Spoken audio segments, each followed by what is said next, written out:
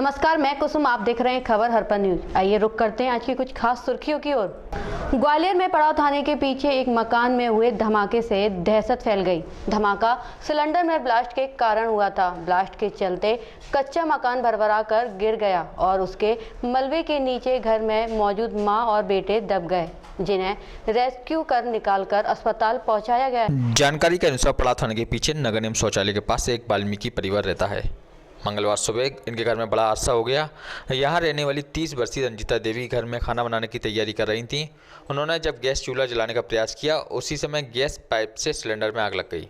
आग लगते ही रंजीता बाहर की तरफ भागी, लेकिन वे घर के बाहर निकल पाती उससे पहले ही ब्लास्ट हो गया। ब्लास्ट इतना तेज था कि घर की छत भरभरा कर ढह गई। रंजीता और उसका 9 वर्षीय बेटा युग उसमें दब गए। धमाके की आवाज़ से आसपास दहशत फैल गई। लोग रंजीता के घर की तरफ भागे। मौके पर भीड़ इकट्ठी हो गई। लोगों ने बचाव कार्य शुरू किया। कुछ ही मिनटों में वहां पुलिस और फायर ब्रिगेड पहुंच गई। फायर ब्रिगेड ने मकान के मलबे में फंसे वाल्मीकि परिवार के दोनों सदस्यों रंजीता और युग को बाहर निकाला और एम्बुलेंस की मदद से जयरोग अस्पताल के ट्रॉमा सेंटर पहुंचाया। दोनों घायल हैं। उनकी हालत खतरे से बाहर बताई गई है। पुलिस घटना की जाँच कर रही है। रेखा जी, क्या घटना हुई है पूरी? सिलेंडर लीक हो गया, फट गया, छत गिर गई। कब, कितने बजे? सुबह 9 बजे। कौन इसमें कोई घायल वगैरह भी हुआ है? मेरी चाची और उनका छोटा बेटा। क्या नाम है उनके? रंजीता, युग। रंजीता और युग। युग। तो यहाँ पे कौन कौन रहता था, क्या कौन के नाम मकान है? मेरे चाचा जी ख़त्म हो चुके हैं, उनका मकान है। चाची अकेली रहती है अपने 2 बच्चों के साथ। अच्छा, तो उससे जब सिलेंडर फटा था, आप क्या उस समय कहाँ थे? हम लोग साथ ही थे, बाहर वाले कमरे में थे, सिलेंडर अंदर वाले कमरे में फटा है। ये सुबह तकरीबन 10 से 11 के बीच की घटना है। वाल्मीकि समाज की महिला रहती है यहाँ पर निर्भय भवन के पीछे। वहाँ पे वो चाय वाय बना रही थी।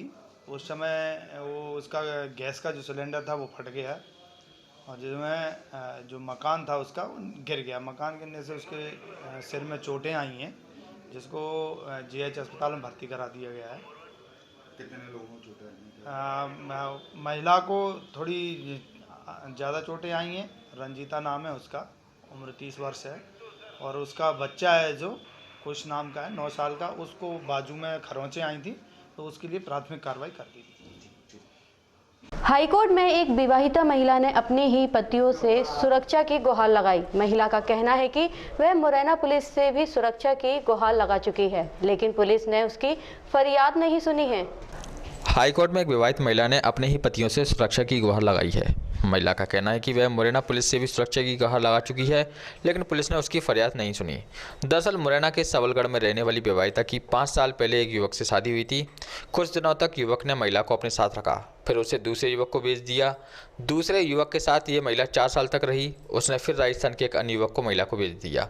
उसने महिला को अन्य जगह भेजने की कोशिश की तो वह किसी तरह अपने मायके पहुंच गई और उसने मायके में शरण मांगी, लेकिन मायके पक्ष के लोगों ने उसे दुगनी उम्र के किसी अन्य व्यक्ति के साथ बैठने के लिए राजी कर लिया। अब महिला चौथे व्यक्ति के साथ रह रही है, लेकिन उसके पूर्व पति महिला को धमका रहे हैं और वापस आने के लिए दबाव बना रहे हैं। ऐसे में महिला लगातार 6 महीने से पुलिस के चक्कर लगा रही थी।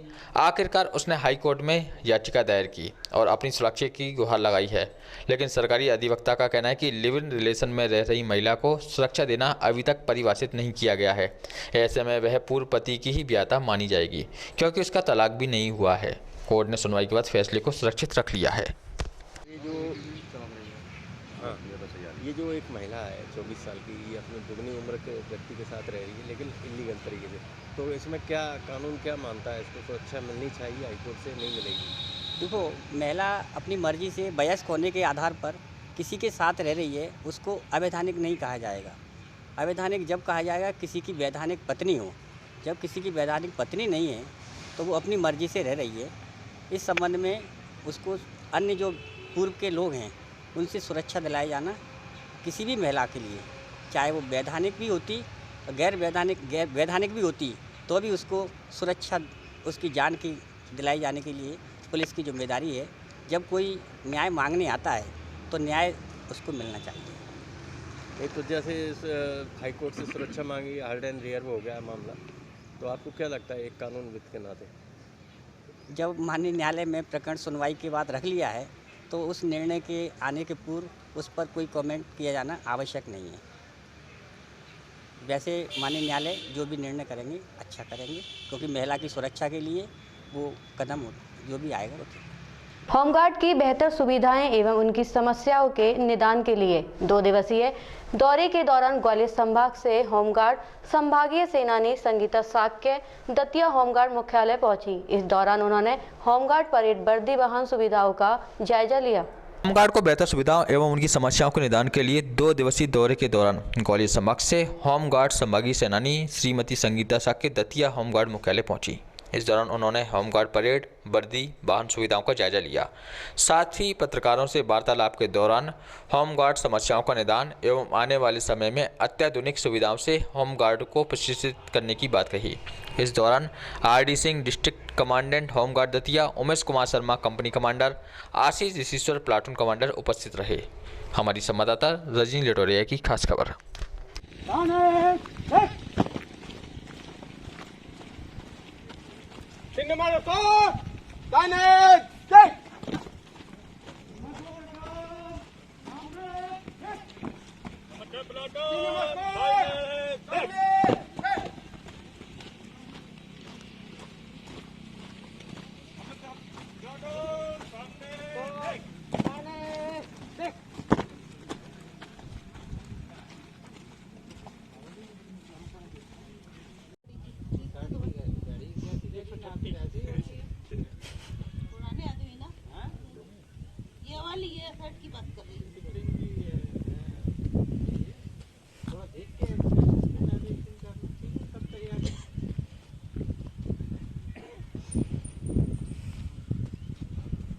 ये दतिया जिले का वार्षिक कार्य निरीक्षण मेरे द्वारा ये आज और कल 2 दिन चलेगा। आज इसके पहले चरण में सबसे पहले जो है जवानों की परेड, उनका टर्नआउट, उनका किट लेआउट वगैरह देखा गया। इसके बाद इनकी सम्मेलन आयोजित किया जाएगा। इसमें इनकी समस्याएं और सुझाव जो सामूहिक हित, विभागीय हित के जो है वो उनसे आमंत्रित किए जाएंगे और उस पर कार्रवाई की जाएगी। जो मेरे लेवल की है वो मैं करूँगी और जो वरिष्ठ कार्यालय स्तर की है वो लिख के वरिष्ठ कार्यालय को भेजा जाएगा कि जवानों की यह समस्या है, इसका निदान किया जाना आवश्यक है। इसके अलावा जो है जिला कार्यालय दतिया के समस्त शाखाओं के अभिलेखों का निरीक्षण किया जाएगा और उसमें जो कमियां पाई जाएंगी उसमें तदनुसार सुधार के निर्देश दिए जाएंगे। वैसे आर.डी. साहब का काम हमारे यहाँ अच्छा है, हमारे संभाग में सबसे अच्छा काम इन्हीं का है। तो अभी तक तो वैसे ज़्यादा कमियां निकली नहीं है और उम्मीद करती हूँ कि इस निरीक्षण में भी ऐसा मौका नहीं मिलेगा, क्योंकि अपना कार्य अप टू डेट रखते हैं आर.डी. सिंह। बड़ापुर थाना के अंतर्गत काले खान निवासी किशन बाग बड़ापुर में गृह कलेश के चलते सागर ताल में कूदकर आत्महत्या कर ली। बड़ापुर थाना पुलिस को सूचना मिलते ही मौके पर पहुंच गई और मामला दर्ज कर जांच आरंभ कर दी है। बड़ापुर थाना अंतर्गत एक युवक ने गृह कलेश के चलते सागर ताल में कूदकर आत्महत्या कर ली। बताया जा रहा है कि दोपहर में ही उसका अपनी पत्नी से झगड़ा हुआ था, जिसके बाद जाकर वह सागर ताल में कूद गया। जिसकी सूचना जैसे ही पुलिस को मिली, पुलिस मौके पर पहुंच गई और गोताखोरों की मदद से उसको बाहर निकाला, लेकिन तब तक उसकी मौत हो चुकी थी। इस संबंध में पुलिस ने मर्ग कायम कर जाँच आरम्भ कर दी है। पुलिस अधीक्षक कार्यालय पहुंची ब्रजेश राणा ने उनके प्लॉट पर अमर सिंह यादव द्वारा कब्जा करने की शिकायत की और इस संबंध में कार्रवाई की मांग की।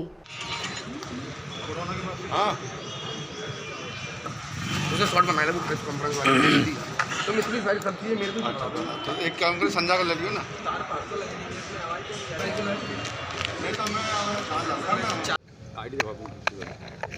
क्या नाम है आपका? ब्रजेश राणा। क्या है अब आपके प्लॉट का मामला, पूरा क्या चल रहा है? हमारे प्लॉटों पे दादागिरी से कब्जा कर लिया है। कौन है जिसने कब्जा किया है? अमर सिंह यादव। क्या कहते हैं जी, क्या बोलते हैं? कहते हैं कि मैं बेचूंगा इन प्लॉटों को, तुम्हारा यहाँ पे कुछ नहीं है। बाजार आओगे तो मैं बाजार नहीं आने दूंगा। कब मारूंगा? कितने साल हो गए प्लॉट खरीदे हुए? कितने में खरीदा? 3-4 साल तो हो गई। कितने का प्लॉट खरीदा था आपने? 25 लाख का। किससे खरीदा था जी? जी सरदार सिंह से। सरदार सिंह से। आज अब अगर अपन वहाँ पर जाते हो आप, तो क्या बोलते हैं वो आपसे? धमकी देते हैं। कहाँ पर प्लॉट आपका? जी गुलाबपुरी में बड़ा गांव, बड़ा गाँव। पुलिस चौकी के पीछे। आप भी वहीं रहते हैं? हम गांव में रहते हैं, वहीं से आना जाना है हमारा, गांव से आने नहीं देता है, कहता है कुछ करेगी तो मार डालेंगे। अच्छा, आपने एसपी साहब को ज्ञापन दिया, क्या बोले एसपी साहब? कह रहे थे ठीक है हो जाएगा। कौन से गाँव में रहते हैं? राई गांव में। नए गाँव, राई गाँव में ना। तो आपने थाने में कंप्लेंट की इस बारे में? हाँ की 2 बार कर दी, कोई सुनवाई हुई? कुछ नहीं हुई। क्या कहते हैं वो थाने में? कुछ नहीं कहते, बस हो जाएगा करके और रह देते हैं, जाने वो पैसा भर देता क्या कर देता है पता नहीं चलता। जिससे आपने खरीदा था उससे कोई बात हुई आपकी? नहीं, बात से कोई बात नहीं हुई। एक बार हुई थी, सो गाली गलौज कर रहा था मेरे से। कौन गाली गलौज कर रहा था? वही दलाल। मैंने कहा था भाई ये क्यों कर रहा है, सो कह रहा था मैं तो करूँगा, जाकर क्या करेगी सो कर लेना। अभी आप अधिकारी से मिले, एसपी साहब से, क्या आश्वासन मिला है आपको? अभी बस उन्होंने कहा है ठीक है हो जाएगा। मामले देखे गए आज जन सुनवाई में अपेक्षाकृत अन्य दिनों की तुलना में थोड़े से आवेदक आज यहाँ ज़्यादा आए हुए हैं और सभी तरह के प्रकरण यहाँ पे हैं। मूलतः ज़मीनी संबंधी कई विवाद है जिसमें कि रजिस्ट्री व्यक्ति के नाम है और किसी अन्य के नाम कर दी है, और पारिवारिक जो पति पत्नी के वो होते हैं मामले, इसमें भी इस तरह के भी कई आए हैं कि परिवारजन परेशान कर रहे हैं, तो इनको परिवार परामर्श केंद्र के लिए रेफ़र किया है। और इसके अलावा कुछ ऐसे प्रकरण भी आए हैं जिसमें कि एफआईआर हो चुकी है, आरोपी की गिरफ्तारी हो चुकी है, उसके बाद भी इनको ऐसा लग रहा है कि आरोपी परेशान कर रहे हैं। पुलिस अधीक्षक कार्यालय में आयोजित जन सुनवाई में एक युवती ने ससुराल पक्ष पर शारीरिक एवं मानसिक प्रताड़ित करने का आरोप लगाया है और ससुराल पक्ष द्वारा घर से निकालने का आरोप लगाते हुए कार्रवाई की मांग की है।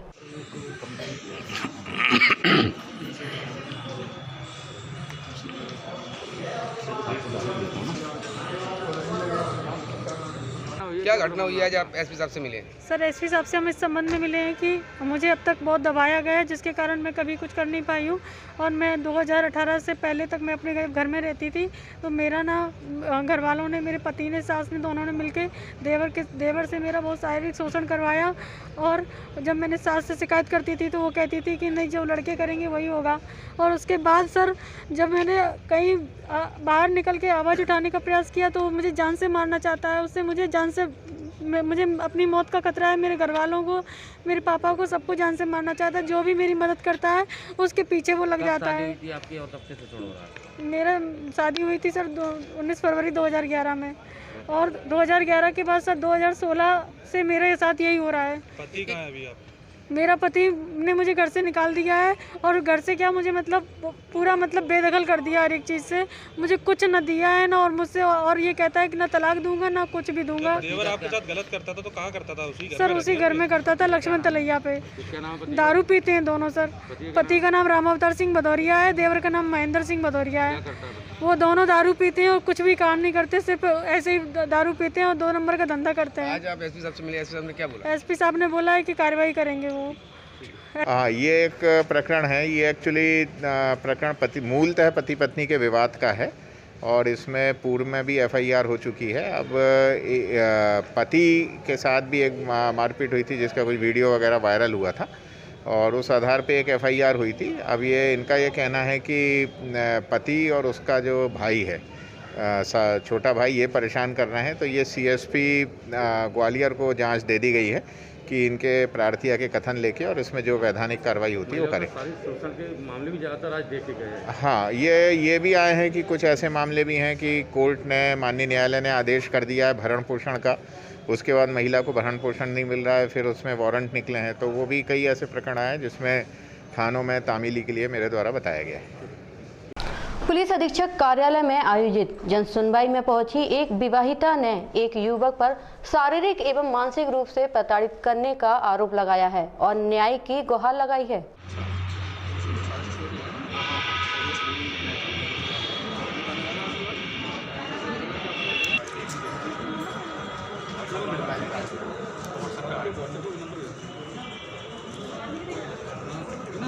साथ में क्या घटना है?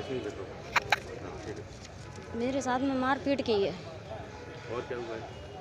मेरे पति पहले ख़त्म हो गए थे। पहले पति शादी जिससे हुई थी वो पहले ख़त्म हो गए थे। उसके बाद में जे आदमी ने मेरे साथ में 14 साल तक दुष्कर्म करता रहा।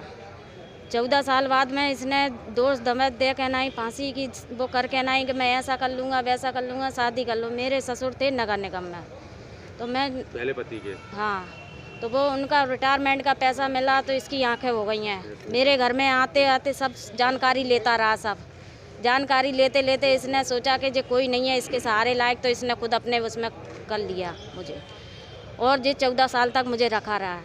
इसने शादी कभी की नहीं, अपनी भी इसकी पत्नी भी। 14 साल में आपने जैसे कहीं कंप्लेंट नहीं की, अब 14 साल भी आप इनके संग क्यों रह रहे हो? आप पहले शादी आपको करना था? शादी इसने दबा के रखी थी, मैं बच्चे मेरे छोटे छोटे थे। क्या कहता था? किस मुद्दे पे दबा के रखा था आपको? इसने बस जय जय कहता, अगर तू शादी नहीं करेगी तो मैं फांसी लगा लूंगा, मैं जहर खा लूंगा, मैं जे तो फिर भी आपने शादी क्यों नहीं करी? आपने शादी फिर आर्य समाज से करी है 15 साल बाद। अच्छा, उसके दो बच्चे हैं, 2 बच्चे हैं। एक बेटा उनने अपने भाई को दे दिया, दूसरा बेटा मेरे पास है वो, मगर मेरे से उनने बच्चा वो भी छीन लिया, अपनी बहन के पास रखे हैं उस बच्चे को भी।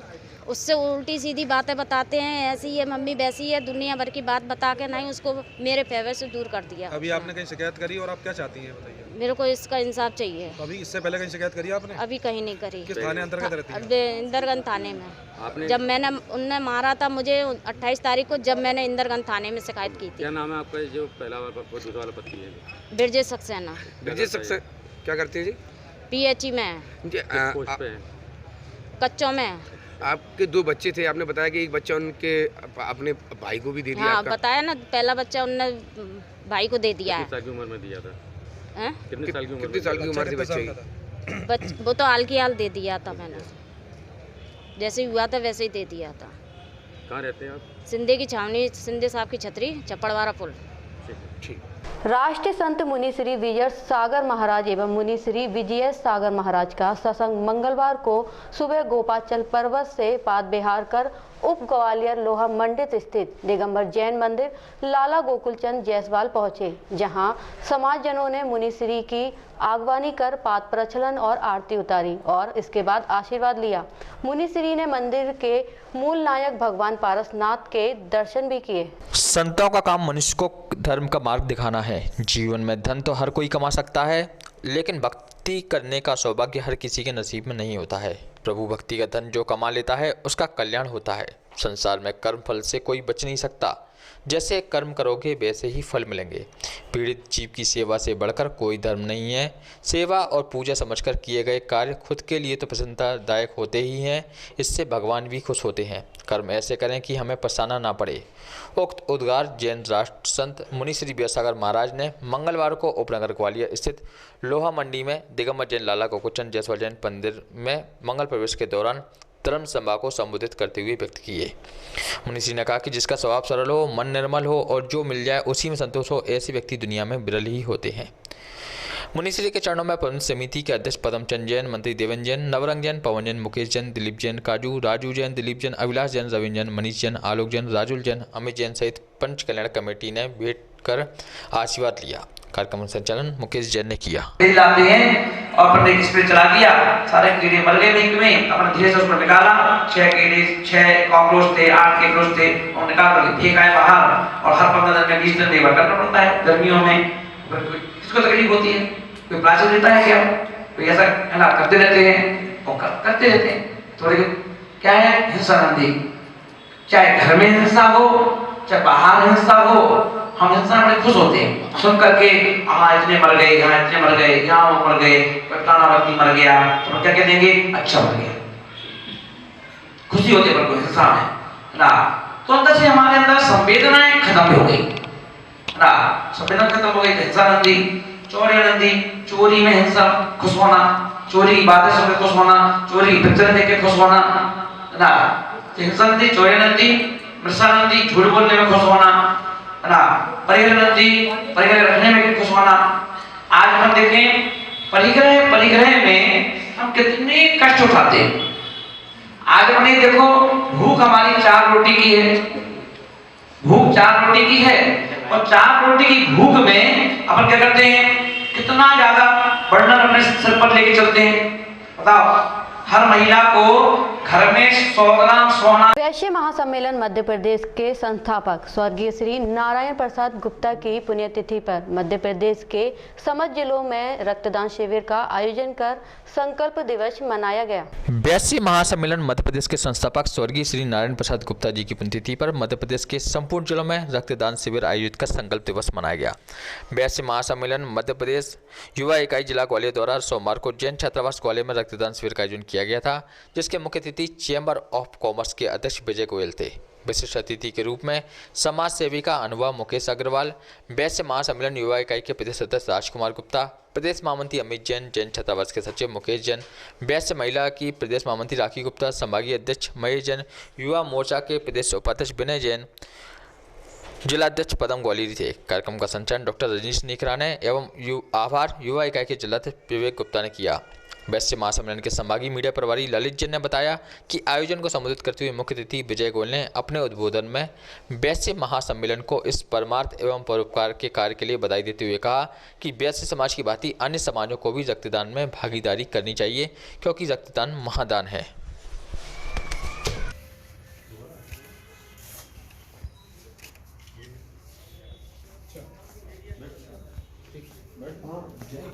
एक सेकंड मैं एक मिनट लेडी एक मिनट रुकना। हेलो वचन दें।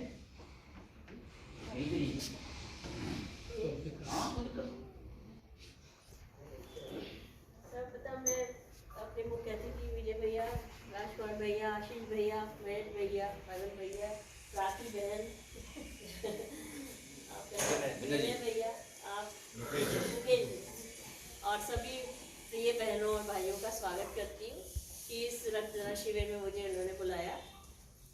कहते ना कि परोपकार करना सबके लिए बहुत अच्छी बात है। परोपकार ही परम धर्म है। जैसे पेड़ है अपना फल देता है, लेकिन वो पेड़ खुद भी अपना कभी फल नहीं खाता।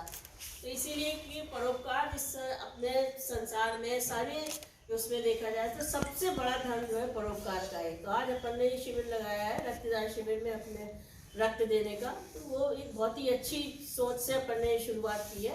उसके लिए आप सभी एकत्रित भी हुए हैं, इसमें से आप सभी लोग बहुत सारे लोग देंगे, बहुत अच्छी बात है। और चाहेंगे ऐसे परोपकार के कार्य हमारे राजकुमार भैया जी की संस्थाएं और भी जो संस्थाएं मिलकर आगे बढ़कर करती रहे। बहुत बहुत धन्यवाद रजनीश जी। आज के इस परमार्थ और परोपकार के इस पावन पर्व को उपस्थित मेरे बड़े भाई चैम्बर ऑफ कॉमर्स के अध्यक्ष आदरणीय विजय भाई साहब, आदरणीय भाभी जी, अनुभव भाभी जी, महिला इकाई की प्रदेश महामंत्री राखी जी। अपन तो यहाँ रक्तदान की बात कर रहे हैं, इन्होंने तो अपनी किडनी दान की है। एक बार तालियां जो और युवा इकाई के पूर्व जिलाध्यक्ष मेरे छोटे भाई और भारतीय इनका युवा मोर्चा के प्रदेश उपाध्यक्ष विनय जी, और हम सबके मार्गदर्शक मेरे चाचा जी मुकेश भाई साहब, युवा इकाई के प्रदेश महामंत्री अमित जी, संभाग अध्यक्ष, और इस पूरे सभागार में सबसे युवा हमारे महेश भाई साहब, जिला प्रधान जी, योगेश भाई साहब, हमारे कार्यकारी अध्यक्ष अमित भाई साहब, और इस सभागार में उपस्थित सभी लोग, चंचल जी, ज्योति जी, सरसा जी, महिला इकाई की जिला अध्यक्षा जी, और हमेशा भाभी जी के साथ में पम्मी जी का सहयोग रहता है, बबलू भाई, विकास जी। नूराबाद थाना पुलिस के हथियार तस्कर को गिरफ्तार करने में सफलता हासिल की है। उनके पास से 3 पिस्टल, 32 बोर, 6 राउंड और 32 बोर एवं अवैध 12 बोर बंदूक जब्त की गई हैं। अब होगी आपसे अगली बुलेटिन में मुलाकात, तब तक के लिए बने रहिए खबर हरपन न्यूज।